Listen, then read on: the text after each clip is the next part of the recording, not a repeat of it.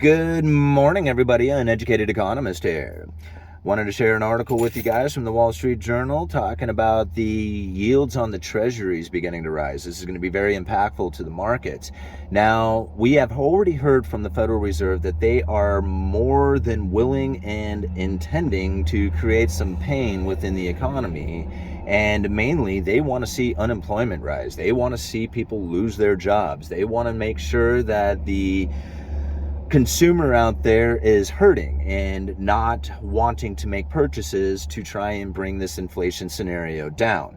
Now, it is going to be quite impactful, the rising of interest rates. Now, I've already said that, but what we are going to see is as the interest rates rise, it's going to, especially on the treasuries, this is why it's most important, is because the treasuries are the safest, most liquid asset that you can buy as far as the fixed income goes. If you are going to put your money towards an investment, which means that you are going to put your money towards something that is going to definitely give you a return, it's going to be the U.S. Treasury. Zero chance of default, guaranteed to pay,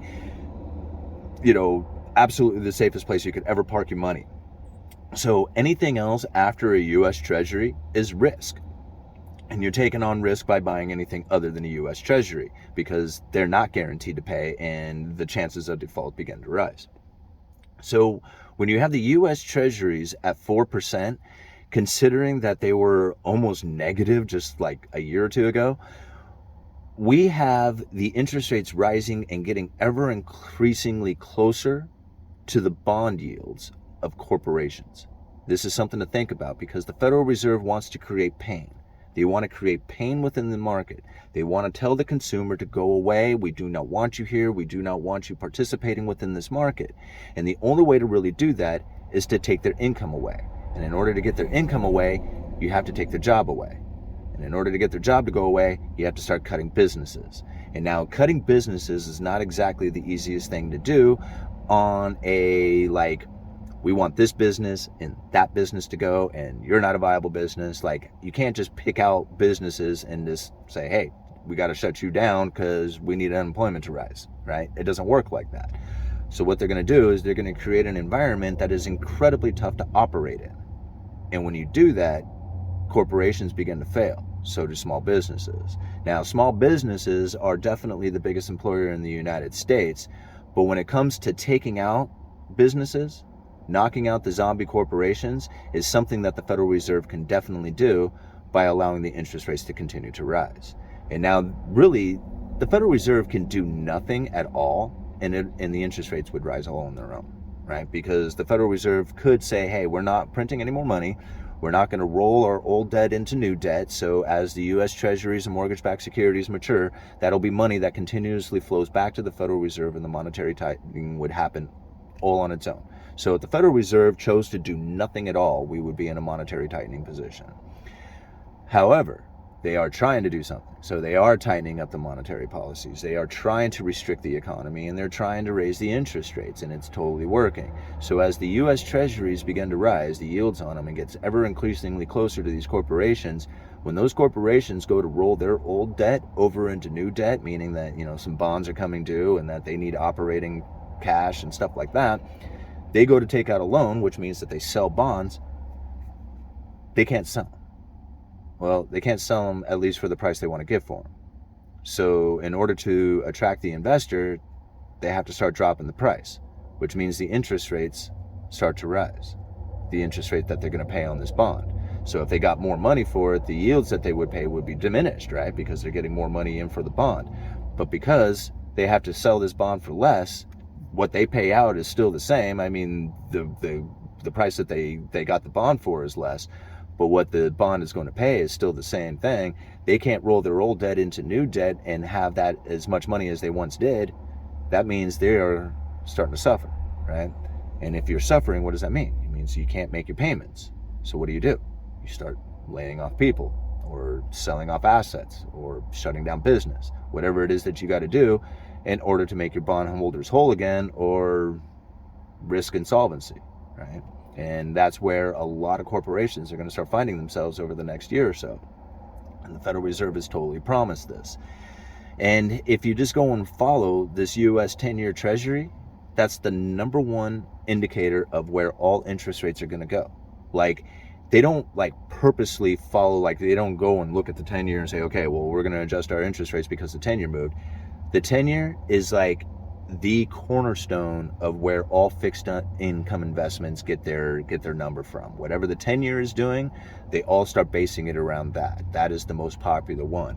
So it's not like a guarantee that because the interest rates or the yields on a 10-year treasury goes up, that the yields on everything else is definitely going to go up. But if there was one indicator out there, it would be the 10-year treasury. That is it.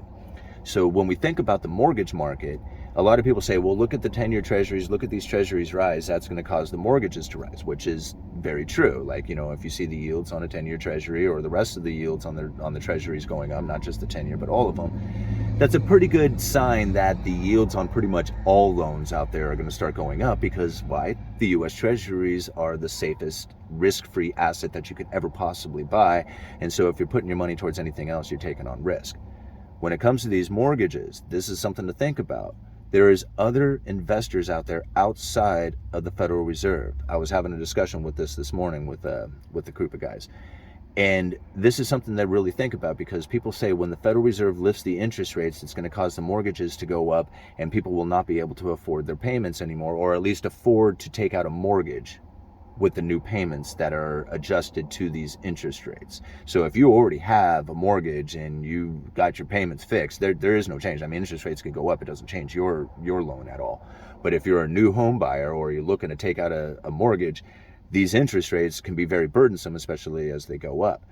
So now I think about like the investors who are looking for that fixed income, right? And this is something that we have talked about before, is that when the interest rates or the yields rise on these mortgage-backed securities, the investors look at that and say, hey, that's a pretty decent fixed income, and it's mortgages. Like, most people make their mortgage payment.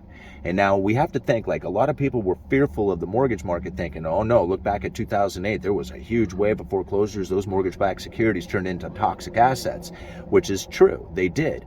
But back then, they didn't have the scrutiny that they do today over the mortgages that people take out. So when you take out a loan today, they are checking you, like making sure that you have the job, you're viable, everything that goes along with it. And so it's not like they're creating a bunch of toxic assets like they did back in the day that ended up in this mortgage-backed security market that basically froze up once everybody stopped making their payments. That's not necessarily the case nowadays. Even people who, unless you have purchased your home in the last year or two, the majority of people who are home buyers and owners have purchased prior to the last couple of years. And they are sitting on, one, a lot of equity, and two, probably fairly decent interest rates. So even though the interest rates are beginning to rise right now, which is going to make it difficult on new home sales, there's not a lot of inventory coming into the market. So you see where we're at right now?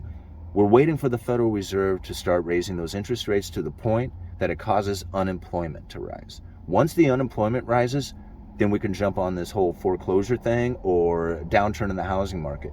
But until then, I'm going to continue to stick to my guns on this and say that we could see a downturn as far as a lot of the significant rise to prices. I could see a lot of that coming out. I mean, you know, like I said, I use the analogy of a $400,000 house going up to $100,000 over the last year and seeing $60,000, $70,000 coming out of that. That would be a return to normal, not a crash.